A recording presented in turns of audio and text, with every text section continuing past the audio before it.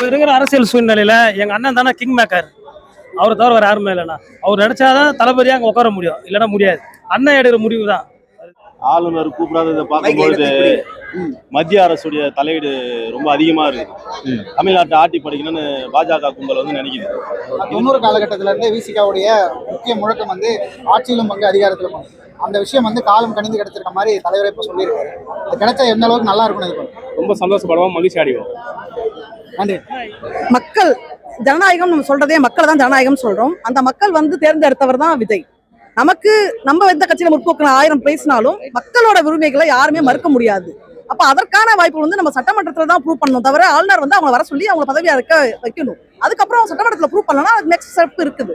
அதுக்கு முன்னாடியே அதை தவிர்க்கிறது வந்து பிஜேபியோட சூழ்ச்சின்னு தான் சொல்லணும். வந்து அவரோட பணிகளை செய்யாம பிஜேபியோட ஏஜென்ட்டா செயல்படுறாரு. இப்போ வந்து பாத்தீங்கன்னா மக்கள் வந்து கூட்டணி ஆட்சி விரும்புறாங்க, ஓகேவா? ஆனா அந்த கூட்டணி ஆட்சின்றது ஒரு நேர்மையான முறையில் வந்து அமையணும். நாம வந்து பாத்தீங்கன்னா இப்ப இந்த டைம்ல எக்ஸிட் எலெக்ஷன் முடிஞ்ச பிறகு அமைகிற கூட்டணியில ஆட்சி வந்து அவரு தலைவரே வந்து விரும்பல. கூட்டணிக்கு எலெக்ஷனுக்கு முன்னாடியே கூட்டணி கூட்டணி ஆட்சி அமைஞ்சா நல்லா இருக்கும். அதெல்லாம் வந்து அவர் எதிர்பார்த்து மீன் பண்ணி சொன்னது. இன்னொரு கூட்டணியில இருந்து இன்னொரு கூட்டணிக்கு மாறி போறது வந்து கூட்டணி தர்மமா இருக்காது. அதனால தலைவர் வந்து அது ரிலவெண்டா வந்து அவர் யோசிச்சு தான் முடிவெடுப்பாரு. அது எந்த முடிவா இருந்தாலும் அனைத்து தோழர்களும் எதுவும். அதுக்காக வந்து திராவிட கட்சிகள் எல்லாம் ஓரம் கட்டிட்டு வந்து ஒரு புதுசா ஒரு கட்சி வந்துக்குதுன்றதுக்காக நம்ம முழக்கம் முன்னால இருக்குதுன்னு சொல்லி தலைவர் அவ்வளவு இதுவெல்லாம் யோசிக்க மாட்டார். அந்த காலம் கணிஞ்சிருக்கிறதா தலைவரே சொல்லி அதுதான் தலைவர் அதுக்கு வந்து மக்களுக்கு நன்றியே சொல்லியிருக்காரு. தலைவர் வந்து மக்களுக்காக வந்து நன்றியே சொல்லியிருக்காரு. தமிழக வெற்றி கழகம் வந்து நடந்து முடிந்த தேர்தலில் 108 தொகுதிகள் வரைக்கும் வெற்றி பெற்றிருக்காங்க. ஆனா அவர்களுக்கு வந்து பதவி ஏற்பு செய்யாம ஆளுநர் காலம் தாழ்த்துவதை எப்படி பாக்குறீங்க? மக்கள் ஜனநாயகம் நம்ம சொல்றதே மக்களை தான் ஜனநாயகம் சொல்றோம். அந்த மக்கள் வந்து தேர்ந்தெடுத்தவர் தான் விஜய். நமக்கு நம்ம எந்த கட்சியில முற்போக்கு 1000 பேசினாலும் மக்களோட உரிமைகளை யாருமே மறுக்க முடியாது. அப்ப அதற்கான வாய்ப்பு வந்து நம்ம சட்டமன்றத்துல தான் ப்ரூவ் பண்ணணும், தவிர ஆளுநர் வந்து அவங்க வர சொல்லி அவங்க பதவியா இருக்க வைக்கணும். அதுக்கப்புறம் சட்டமன்றத்துல ப்ரூவ் பண்ணலன்னா அது நெக்ஸ்ட் ஸ்டெப் இருக்குது.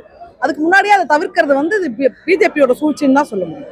அதை எப்படி பாக்குறீங்க? முன்னாள் முதல்வர் அவர்கள் மு க ஸ்டாலின் அவர்கள் வந்து அதை பதிவு பண்றாரு. ஆளுநர் வந்து பதவியேற்பு பண்ணணும் அப்படின்னு சொல்றாங்க.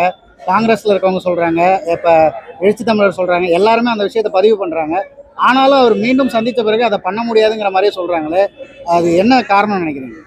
அரசியலே வந்து பேரம் பேசுறது, அந்த ஒருத்தவங்க கால ஒருத்தவங்க வாடுறது, இப்படி நிறைய விஷயங்கள் நடக்கும்னு கேள்விப்பட்டிருக்கோம்.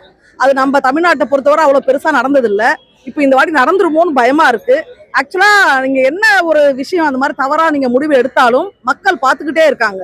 இப்ப இன்னும் உங்க கையில அது இல்லைன்னு நீங்க நினைச்சுக்கிட்டா கூட மக்கள் சும்மா நேரம் பார்த்து கரெக்டா அதுக்கான பதிவை அவங்க கொடுப்பாங்க. மக்களுக்கு ஒரு வெறுப்பு இருக்கு அப்படின்னா அந்த வெறுப்பை நம்ம மதிக்கணும். அவங்க என்ன அவங்க தேர்ந்தெடுத்ததுக்கு வாய்ப்பு கொடுக்கணும். அது வந்து ஜனநாயகப்படி நடக்கணும்னு நான் நினைக்கிறேன். 90 காலகட்டத்தில இருந்தே விசிகாவுடைய முக்கிய முழக்கம் வந்து ஆட்சியிலும் பங்கு அதிகாரத்திலும் பங்கு. அந்த விஷயம் வந்து காலம் கணிந்து கிடைச்சிருக்க மாதிரி தலைவரை இப்போ சொல்லியிருக்காரு.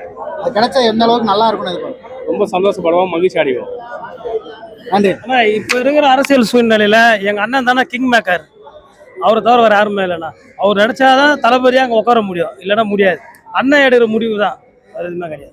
நீங்க சொல்லுங்க. இப்ப ஆளுநர் வந்து இந்த மாதிரி காலம் தாழ்த்துறாரு, பதவி ஏற்பு அவர் காலம் தாழ்த்தா மேல மோடிஜியா உத்தரவு போட்டாரு. இவங்க காங்கிரஸ் உள்ள பூண்டாங்க. அதனால அவர் எல்லாத்தையும் இதுக்கப்புறம் பண்ணிட்டு தான் இருப்பாரு. அந்த தடையை நீக்கணும்னா எங்க அண்ணன் ஒத்தரால தான் முடியும். அதனால பாக்குறேன். நீங்க விஜய் அவருடைய வெற்றி எப்படி பாக்குறீங்க? அவர் வந்து என்டிஏ பக்கம் போகாம இல்ல இது மக்கள் கொடுத்த தீர்ப்பு, நம்ம ஏத்துக்கிட்டு தான் ஆகணும். நம்ம வணங்கி ஏத்துக்கணும். மதசார்பற்ற கூட்டணியில இருந்து யாரா வேணும் அப்படிங்கிற மாதிரி அவர் கடிதம் எழுதியிருக்காரு. இதுக்கு நம்ம தலைவர் என்ன சொல்றோம் அதுதான் முடிவு. அவர் என்ன முடியாதாலும் அதை நாங்க வணங்கி அங்க எடுத்து போடுவோம். நன்றி.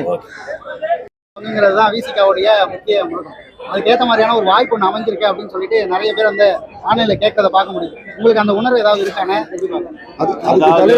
தலைவருடைய முழக்கமே வந்து 90களிலேயே அந்த முழக்கம், இன்னைக்கு நேற்று இல்லை. அதுக்காக வந்து திராவிட கட்சிகள் எல்லாம் ஓரம் கட்டிட்டு வந்து ஒரு புதுசா ஒரு கட்சி வந்துக்குதுன்றதுக்காக நம்ம முழக்கம் முன்னால இருக்குதுன்னு சொல்லி தலைவர் அவ்வளவு இதுவெல்லாம் யோசிக்க மாட்டார். அந்த காலம் கணிஞ்சிருக்கிறதா தலைவரே சொல்லி அதுதான் தலைவர் அதுக்கு வந்து மக்களுக்கு நன்றியே சொல்லியிருக்காரு.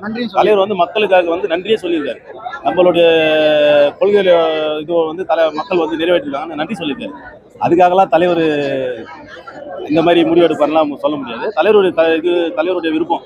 அவரு நல்ல முடிவு எடுப்பார்.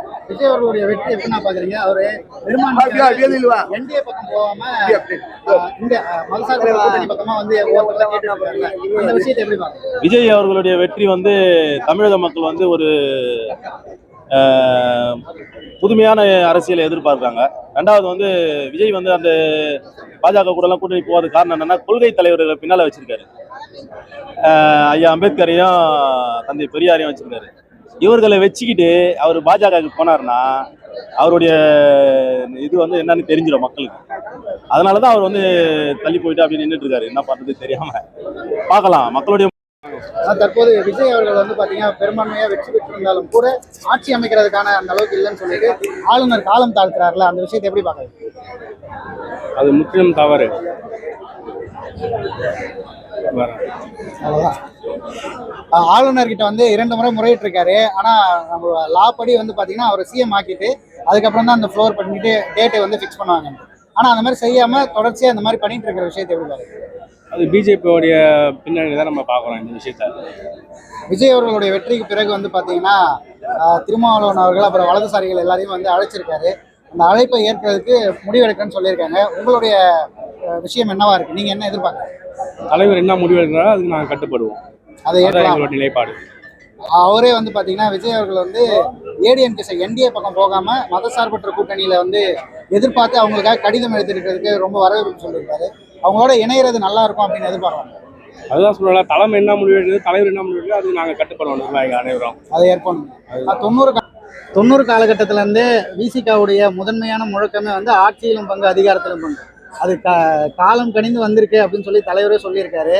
அது ஏதாவது மாற்றம் வர வாய்ப்பு இருக்காது? அது தலைவர் என்ன மாதிரி நாளைக்கு உயர்நிலை கூட்டம் கூட்டுறாங்க. அப்ப அவங்க எந்த மாதிரி நம்மளோட எதிர்காலத்தையும் கணக்கு பண்ணி நம்ம எந்த இடத்துல இருக்கணுங்கிறது. ஏன்னா நம்ம ஆல்ரெடி இந்தியா கூட்டணியில இருந்திருக்கோம். அப்ப இந்தியா கூட்டணியில இருந்து காங்கிரஸ் வந்து பிரிஞ்சு போயாச்சு. நீ பார்லிமெண்ட் எலெக்ஷனும் வருது. அப்ப நம்ம யாரோட எப்படி இருந்தாலும் நம்ம பார்லிமெண்ட் எலெக்ஷன்ல வந்து நம்ம இந்தியா கூட்டணி கூட தான் இருக்கணும். அப்ப காங்கிரஸ் தான் நம்மளோட தேர்வா இருக்க முடியும். இப்போ 3வது ஒரு பெரிய கட்சி வந்து தேசிய கட்சி நமக்கு இல்லை. அப்ப நம்மளோட சாய்ஸ் வந்து இந்தியா கூட்டணி காங்கிரஸ் தான். அப்ப நாளைக்கு நம்ம காங்கிரஸ்க்கு போறதுனால அந்த மாதிரி ஒரு முடிவு தான் தலைவர் எடுப்பார் நான் நினைக்கிறேன். எனக்கு தெரியல நாளைக்கு அந்த ஏன்னா உயர்நிலை குழுல நான் இல்லை. தலைவர் என்ன முடிவு எடுக்கிறான்னு நாளைக்கு தான் தெரியும். அந்த முடிவை ஏத்துக்க தயாரா இருக்குங்க? தலைவர் என்ன முடிவு எடுத்தாலும் அதை ஏத்துக்க தயாரா இருக்குங்க? அது நாளைக்கு நான் சொல்றேன். எனக்கு இப்ப தெரியல. என்ன பொறுத்தவரை ஜனநாயகம் எப்படி நடக்கணும்னு நினைக்கிற ஆளு நான். மக்கள் தான் எனக்கு ஜனநாயகம். அது யார் தப்பு செஞ்சாலும் நான் அதை ஏத்துக்க மாட்டேன். கடைசியா ஒண்ணு, விஜய் அவர்கள் வந்து ஆட்சி புரிவதில் தொடர்ச்சியா இதுக்கு முன்னாடி வந்து பாஜகவுடைய கைக்குழந்தை அப்படிங்கிற மாதிரிலாம் எழுச்சி தமிழர் பேசியிருந்தாரு. இப்ப பேசும்போது வந்து பாத்தீங்கன்னா பாஜக உள்ள வராத அளவுக்கு தமிழ்நாட்டுல வாய்ப்பு கொடுத்துருக்காங்க அப்படின்ற மாதிரி சொல்றாரு. இது முரணான ஒரு பேச்சா தோன்றுகிறதா அப்படிங்கிறது? சில சமயம் வந்து அந்த சூழ்நிலையில அவருக்கு சந்தேகம் இருந்திருக்கலாம். இப்ப அது இல்லைன்னு ப்ரூவ் பண்ணது எப்படின்னா இப்ப காங்கிரஸ் கூட போய் அவங்க நிக்கிறாங்க இல்லையா. ஏன்னா இந்த மாதிரி ஒரு சூழ்நிலை வரும்போது அவர் ஈஸியா பாஜக கூட ஓகேன்னு சொன்னாலே இப்ப எல்லாமே அவருக்கு ஈஸியா ஜனநாயகன் படம் ரிலீஸ் ஆகுறதுல இருந்து இன்னைக்கு பதவி ஏற்புல இருந்து ரொம்ப பிரம்மாண்டமா நடந்திருக்கும். அதை அவர் மறுக்கிறாருன்னா அவர் என்காரணம் கொண்டும் ஏடிஎம்கேவையோ பிஜேபியோ சூஸ் பண்ணலங்கிறதான அங்க ப்ரூஃப் ஆகுது. அப்ப அவங்க கொள்கை வந்து காங்கிரஸ் கூட தான் நிக்கிறாங்க. அப்ப அது நேர்மையான விஷயம் தானே. அப்ப தலைவருக்கும் அது வெட்ட வெளிச்சமா ஆயிடுச்சு இல்ல. நன்றி. நடந்து முடிஞ்ச தேர்தலில் விஜய் அவர்கள் வந்து வெற்றி பெற்றிருக்காங்க. ஆனாலும் அவருக்கு வந்து பதவியேற்பு பண்ணாம ஆளுநர் அவர்கள் காலம் தாழ்த்துறதை பத்தி என்ன நினைக்கிறீங்க? இது வந்து பார்த்தீங்கன்னா ஒரு ஜனநாயக படுகொலை. பல பேர் வந்து பார்த்தீங்கன்னா என்ன சொல்றாங்கன்னா, அந்த ஃப்ளோர் டெஸ்ட்ன்றது சட்டமன்றத்தில் தான் பண்ணணும். ஆனால் வந்து ஆளுநர் வந்து நான் கடிதம் கொடுத்தாதான் நான் வந்து உங்களை வந்து பதவி பிரமாணம் பண்ணி வைப்பேன் அப்படின்றது வந்து பார்த்தோன்னா எல்லாரும் ஜனநாயகவாதிகள் சொல்ற விஷயத்துல வந்து இது ஒரு தவறான கருத்து. பாஜக தான் வந்து இந்த விஷயத்த பண்ணுது. அவரோட பதவியேற்பை தள்ளி போடுறதுக்கான காரணமும் இதுதான். இது வந்து பார்த்தோன்னா அரசியல் சூழ்ச்சி மாதிரி இதை பண்றாங்க. இதுல வந்து திருமாவர்கள் இருந்து முன்னாள் முதல்வர் வரைக்கும் எல்லாருமே சொல்லிட்டாங்க அவர் வந்து பதவி ஏற்பு செய்யணும் அப்படின்ற மாதிரி. ஆனாலும் இப்ப மீண்டும் விஜய் அவர்கள் சந்தித்தும் அந்த பதவியேற்பு செய்யாம ஆளுநர் காலம் தாழ்த்துவது எதை குறிக்குதுண்ணா தமிழ்நாட்டில்? ஆளுநர் வந்து அவரோட பணிகளை செய்யாம பிஜேபியோட ஏஜென்ட்டா செயல்படுறாரு அப்படின்றது வந்து குறிக்குது. அடுத்து வந்து இப்ப விஜய் அவர்களுக்கு வந்து இப்ப பெரும்பான்மை வேணும் அப்படின்னும் போது என்டிஏ பக்கம் போகாம மதசார்பற்ற கூட்டணியில இருந்து ஆளுநர் தேடிட்டு இருக்காரு. அந்த விஷயத்துல விசிகா இணைய வாய்ப்பு இருக்கா? இணைந்தா நீங்க ஏற்றுக்கொள்வீர்களா? இப்ப அவர் வந்து பார்த்தோன்னா என்டிஏ சைடு போகாம அவர் வந்து பார்த்தோன்னா அந்த மதசார்பற்ற கூட்டணி சைடு வர்றதுல இருந்து அவரோட நம்பிக்கை வந்து தமிழக மக்கள்கிட்ட அதிகமாகுது. ஏன்னா வந்து அவர் மதவாத சக்திகளுக்கு எதிராக இருக்காரு.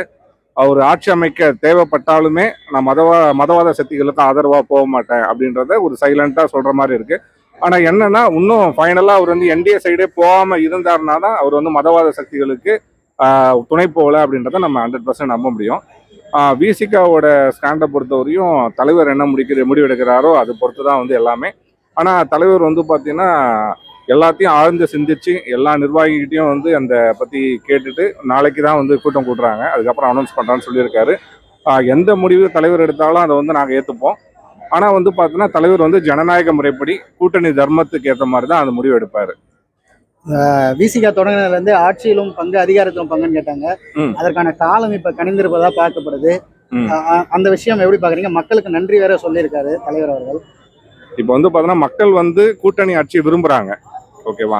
ஆனால் அந்த கூட்டணி ஆட்சின்றது ஒரு நேர்மையான முறையில் வந்து அமையணும். நாம் வந்து பார்த்தீங்கன்னா இப்போ இந்த டைமில் எக்ஸிட் எலெக்ஷன் முடிஞ்ச பிறகு அமைகிற கூட்டணியில் ஆட்சி வந்து அவர் தலைவரே வந்து விரும்பலை. கூட்டணிக்கு எலெக்ஷனுக்கு முன்னாடியே கூட்டணி அமைஞ்சு கூட்டணி ஆட்சியாக அமைஞ்சா நல்லா இருக்கும். அதை தான் வந்து அவர் எதிர்பார்த்து மீன் பண்ணி சொன்னது. இன்னொரு கூட்டணியில இருந்து இன்னொரு கூட்டணிக்கு மாறி போகிறது வந்து கூட்டணி தர்மமாக இருக்காது. அதனால் தலைவர் வந்து அது ரிலவெண்ட்டாக வந்து அவர் யோசிச்சு தான் முடிவெடுப்பார். அது எந்த முடிவாக இருந்தாலும் அனைத்து தோழர்களும் ஏற்றுப்பாங்க. நன்றி. நன்றி. ஆளுநரை சந்திச்சு ஆட்சி அமைக்க உரிமை கோரியும் இன்னும் ஆளுநர் கூப்பிடாம இருக்கிறது எப்படி நினைக்கிறீங்க? எப்படி பாக்குறீங்க? ஆளுநர் கூப்பிடாததை பார்க்கும்பொழுது மத்திய அரசுடைய தலையீடு ரொம்ப அதிகமா இருக்குது. தமிழ்நாட்டை ஆட்டி படிக்கணும்னு பாஜக கும்பல் வந்து நினைக்குது. இதனுடைய வெளிப்பாடு தான் வந்து இப்போ ஆளுநர் வந்து விஜய் வந்து பெரும்பான்மை நிரூபிக்கலன்னு சொல்லி அவரை ஆட்சி அமைக்க விடாத பண்றதுக்கு காரணம் பாஜக முக்கிய பங்கு. இல்ல விசிகா இதுல ஆட்சியில பங்கேற்குமா? அது கட்சி தலைவர் தான் முடிவு எடுக்கணும். ஓகே. இல்ல தொண்டர்களோட விருப்பம் எப்படி இருக்கு? தொண்டர்களுடைய விருப்பம் எல்லாமே வந்து தலைவருடைய விருப்பம் தான் தொண்டர்களுடைய வழி. ஓகே. எப்பவுமே எங்க தலைவருடைய வழி தான் எங்களுடைய வழி. மிக்க நன்றிண்ணா.